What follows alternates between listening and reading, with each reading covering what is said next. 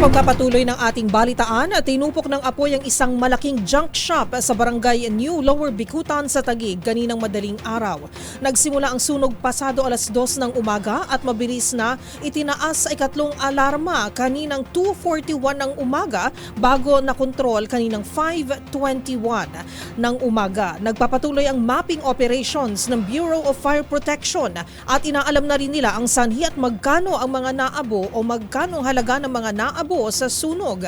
Isang 63-year-old na residenteng lola naman ang isinugod sa ospital matapos mahirapang huminga. Bumigay ang bubong ng junk shop at halos bumagsak na rin maging ang haligi nitong kahoy.